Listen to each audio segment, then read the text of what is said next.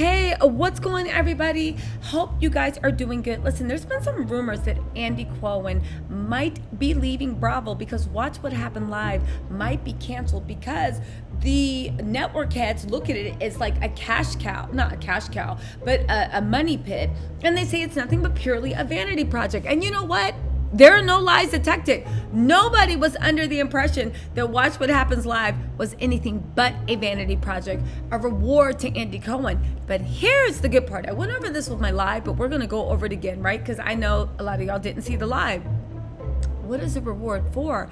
The reward is for actually taking Bravo that used to show Weekend at Bernie's 23 times and making it into what we know today.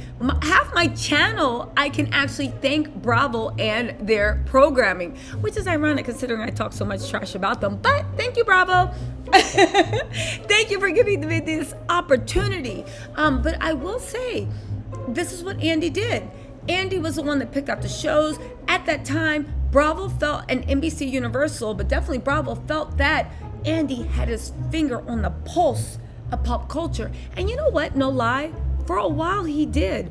And as a thank you to him, once he decided to step away from production, they let him have Watch What Happens Live because that's how they figured they could keep him close and use him as kind of like a barometer. Because remember how everybody said Andy doesn't have an official position, but the network heads would always run stuff by him and they'd be like, Andy, what do you think? What do you think? In a weird way, Watch Happens Live was a very big consulting fee to keep the maestro and the magician that they felt like they had in Andy Cohen.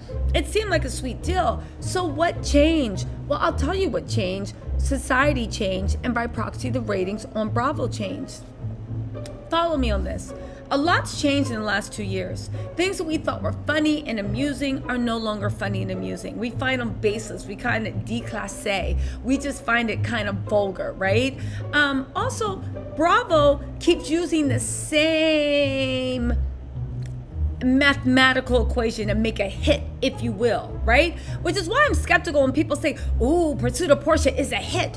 Bravo doesn't know what a hit is if it smacked them in the face. They took the most successful reality TV franchise in the world, in history, The Real Housewives in Atlanta, and ran it into something that was so pathetic and so miserable that nobody wants to sign up for it, and the filming got delayed 6 months. This used to be Bravo's golden calf.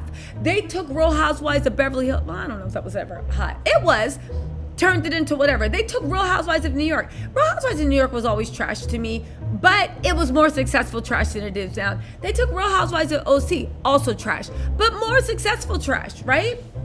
Than it is now. And they ran it in the ground by this formula that they use, and a formula that Andy adheres to. So what happened? When the ratings started going down, the network execs, NBC Universal, right, took over Bravo and was like, whoa, get the Andy guy in. Hey, what's up, Andy, my man? What do we do? You know, the kids are saying that they don't like the way it's going.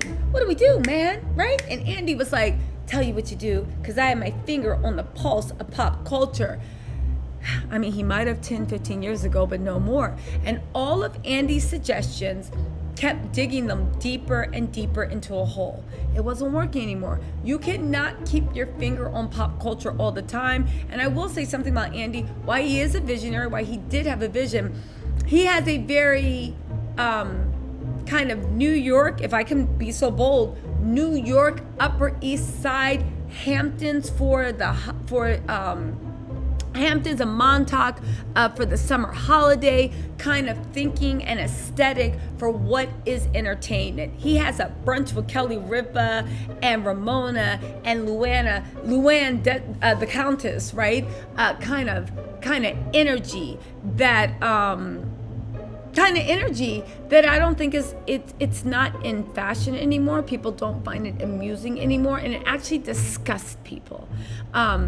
And this is the energy he brought to his decisions. So he kept giving Bravo advice, Bravo was giving him this vanity project as a thank you, but the advice kept going worse and worse and worse. Ratings got worse and worse and worse, and viewers got more and more angry.